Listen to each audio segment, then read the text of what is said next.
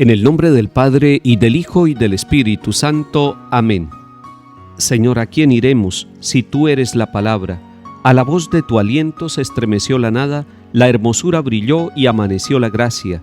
Señor, ¿a quién iremos si tu voz no nos habla?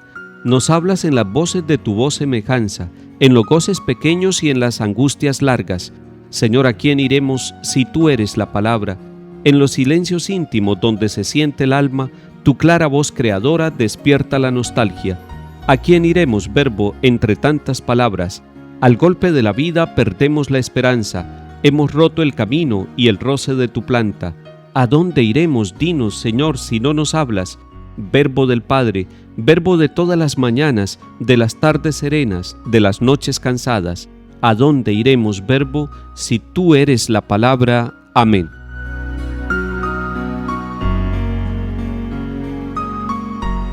Lectura del profeta Ezequiel, capítulo 37. En aquellos días, la mano del Señor se posó sobre mí, y con su espíritu el Señor me sacó y me colocó en medio de un valle todo lleno de huesos. Me hizo dar vueltas y vueltas en torno a ellos. Eran innumerables sobre la superficie del valle y estaban completamente secos. Me preguntó: Hijo de Adán, ¿podrán revivir estos huesos? Yo respondí: Señor, tú lo sabes. Él me dijo: pronuncia un oráculo sobre estos huesos y diles: huesos secos, escuchen la palabra del Señor. Así dice el Señor a estos huesos: yo mismo traeré sobre ustedes espíritu y vivirán. Pondré sobre ustedes tendones, haré crecer sobre ustedes carne, extenderé sobre ustedes piel. Les infundiré mi espíritu y vivirán. Y sabrán que yo soy el Señor. Y profeticé como me lo había ordenado, y a la voz de mi oráculo hubo un estrépito, y los huesos se juntaron hueso con hueso. Me fijé en ellos, tenían encima tendones, la carne había crecido y la piel los cubría, pero no tenían espíritu. Entonces me dijo: conjura al espíritu, conjura, hijo de Adán, y di al espíritu: así dice el Señor, de los cuatro vientos ven, espíritu, sopla sobre estos muertos para que vivan. Yo profeticé como me había ordenado, vino sobre ellos el espíritu y revivieron y se pusieron en pie. Era una multitud innumerable. Y me dijo: hijo de Adán, estos huesos son la entera casa de Israel que dice: nuestros huesos están secos, nuestra esperanza ha perecido, estamos destrozados. Por eso profetiza y diles: así dice el Señor, yo mismo abriré sus sepulcros y los haré salir de sus sepulcros, pueblo mío, y los traeré a la tierra de Israel. Y cuando abra sus sepulcros y los saque de sus sepulcros, pueblo mío, sabrán que yo soy el Señor. Les infundiré mi espíritu y vivirán. Los colocaré en su tierra y sabrán que yo, el Señor, lo digo y lo hago. Oráculo del Señor. Palabra de Dios. Te alabamos, Señor. Es famoso este pasaje del capítulo 37 de Ezequiel. Es famoso y tiene un mensaje muy profundo, muy positivo, que es bueno que nosotros lo recibamos para nuestra vida. El profeta recibe una misión extraña: ir a profetizar en el valle de los huesos secos. Cualquiera pudiera decir: es una misión perdida. ¿Cuántas veces nosotros hemos creído así? Que eso que nos manda Dios, eso que la conciencia nos dice que hagamos, eso que la familia necesita que hagamos, y decimos: ya no hay nada que hacer. Eso es un valle de huesos secos. Nos pasa eso en lo académico, nos pasa en lo espiritual, nos pasa en lo económico, en lo afectivo, en lo social nos puede pasar también.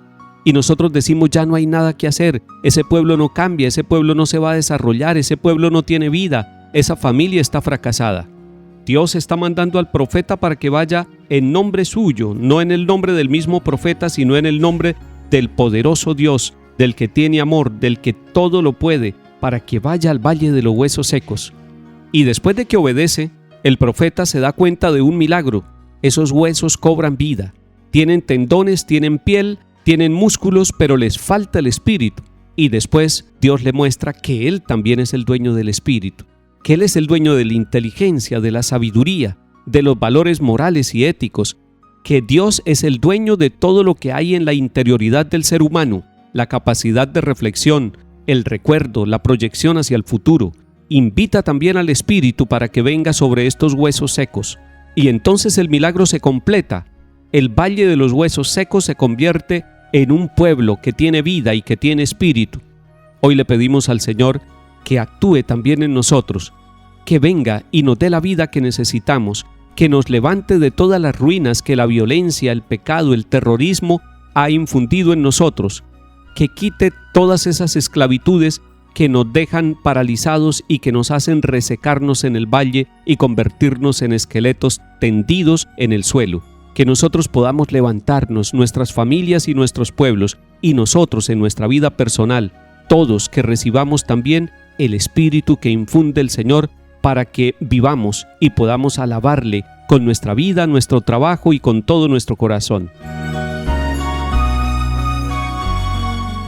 Salmo 106. Que lo confiesen los redimidos por el Señor, los que Él rescató de la mano del enemigo, los que reunió de todos los países, norte y sur, oriente y occidente. Erraban por un desierto solitario, no encontraban el camino de ciudad habitada. Pasaban hambre y sed, se les iba agotando la vida, pero gritaron al Señor en su angustia y los arrancó de la tribulación. Los guió por un camino derecho para que llegaran a ciudad habitada. Den gracias al Señor por su misericordia, por las maravillas que hace con nosotros. Calmó el ansia de los sedientos y a los hambrientos los colmó de bienes.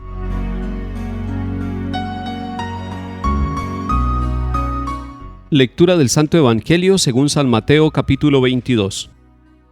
En aquel tiempo los fariseos, al oír que Jesús había hecho callar a los saduceos, formaron un grupo y uno de ellos, que era experto en la ley, le preguntó para ponerlo a prueba: Maestro, ¿cuál es el mandamiento principal de la ley? Él les dijo: Amarás al Señor tu Dios con todo tu corazón, con toda tu alma, con todo tu ser. Este mandamiento es el principal y primero. El segundo es semejante a él: amarás a tu prójimo como a ti mismo. Estos dos mandamientos sostienen la ley entera y los profetas. Palabra del Señor. Gloria a ti, Señor Jesús.